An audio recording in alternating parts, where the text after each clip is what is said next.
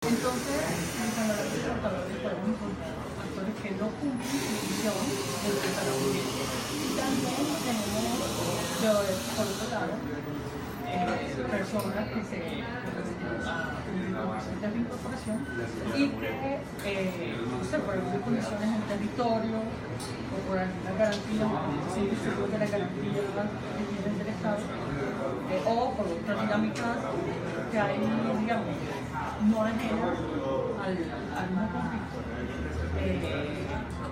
no están cumpliendo con los acuerdos del país.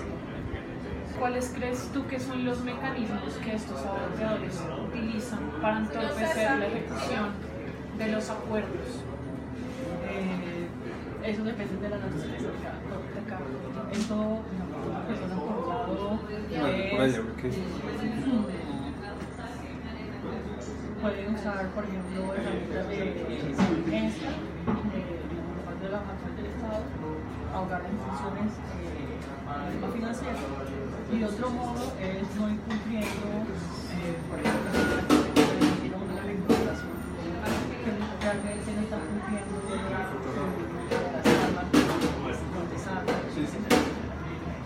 y pues colombianos creo que no legitimando, no sabiendo, no conociendo lo que realmente pasa, o sea, qué pasa. ¿Usted considera que en el marco del proceso de paz hay saboteadores? Sí, yo creo que una frase que utilizó Otto Morales Benítez, que ya es histórica desde los primeros acuerdos, pues tiene nuevamente vigencia, ¿no? Que él habla de los enemigos agazapados de la paz.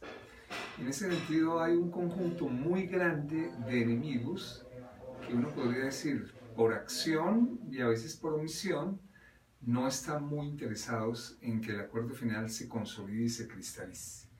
Por lo tanto, yo creo que hoy lo importante es que ya se puedan ubicar de manera un poco más directa. Hay partidos políticos que no les interesa, que lo han dicho, lo han hecho, fundamentalmente el Centro Democrático pues ha expresado que ellos no comparten, digamos, cómo quedó el acuerdo final. Está en muchos aspectos, tanto individuos como instituciones que por la maraña de carácter burocrático de alguna manera aplazan, le dan un ritmo completamente lento a cualquier tipo de implementación un poco más rápida. Hay algunas decisiones del propio gobierno que tienen dobles lenguajes que no son muy claros en el gobierno actual y necesariamente están también organizaciones criminales, están grupos, digamos, disidentes, están sectores que defienden, digamos, el narcotráfico, y hay hasta países que no apoyan el proceso de paz, hay que decirlo, digamos, cuando estaba Obama como presidente, el propio Obama de alguna manera mandó a un delegado permanente, digamos, para acompañar el proceso de paz que tenía mesa permanente, digamos, en La Habana. Con la llegada de Trump al poder es evidente que hay un distanciamiento del gobierno norteamericano en el sentido de acoger y rodear el proceso de paz. Por eso uno podría decir que hay multiplicidad de agentes, multiplicidad de individuos, multiplicidad de organizaciones, partidos, organizaciones que de alguna manera no les conviene que se termine el más largo conflicto del hemisferio occidental, ya sea por intereses personales, intereses grupales, intereses colectivos. ¿Cómo les considera que son ustedes los actores o saboteadores al proceso de paz? Podríamos decir que nosotros también como ciudadanía somos saboteadores en cierta medida al ser indiferentes al proceso de paz. Yo creo que, digamos, desde las primeras misiones, un poco desde las primeras misiones que han tratado un poco el tema del conflicto, siempre hay una pregunta ética, ¿no?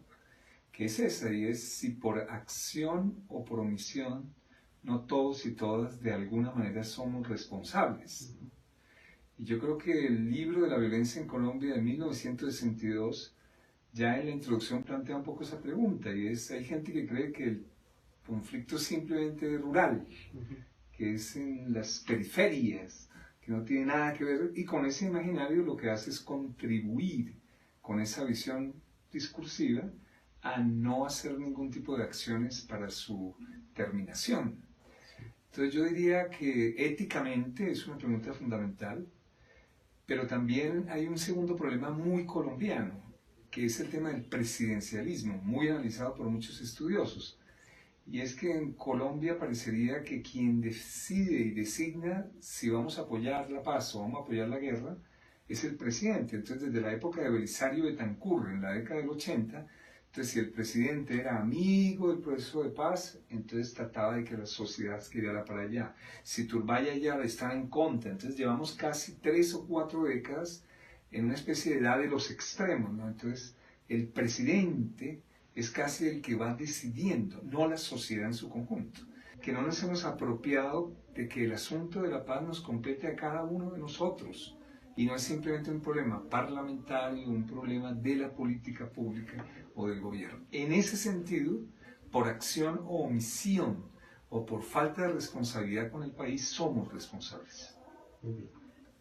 ¿Qué mecanismos considera usted recurren estas personas que quieren sabotear el proceso de paz?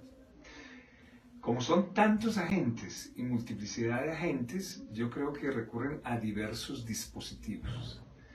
Yo creo que uno de los ejemplos, digamos, que casi son confesos, fue lo que hizo el gerente de la campaña del no, que creo que es algo realmente duro para la historia, digamos, de Colombia. Y es que de alguna manera él directamente dice que no había sino que decir mentiras, que había que contar verdades a medias, y lo que había que era es salir a votar de manera emotiva. Quiere decir que una instrumentalización del mundo de las emociones, ¿no? No una alusión a la argumentación, la reflexión, el conocimiento, sino un abuso del miedo, un abuso de la inseguridad, etc. Entonces un tema muy álgido es, también muy del mundo contemporáneo, es la utilización del miedo, de la venganza, del temor, de las emociones. Eso es muy típico de las sociedades contemporáneas. Y las otras, pues sí, ya son mucho más de violencia que podemos llamar física. Sí. Es evidente que el tema de la muerte de los líderes sociales, si uno lo analiza un poco jurídica, políticamente, pues se está dando en las entrañas de la disolución y desestabilización de una sociedad. Si el líder que me aglutina a mí, si el líder que está haciendo recuperación de territorio, si el líder es asesinado, pues lógicamente lo que viene es la de muerte mía. Quiere decir que es una especie de como muerte hermenéutica, muerte simbólica. Entonces, esa violencia física que se ha utilizado hace muchísimo tiempo en Colombia es una de las estrategias más desestabilizadoras para un proceso, digamos, de reconciliación y perdón. Pues con sorpresa vemos que antes de reducirse la muerte de líderes sociales, de líderes ecológicos y tal, pues se está incrementando. Ahí ya vemos entonces desde la violencia simbólica hasta la violencia física directa como estrategias de utilización planificada.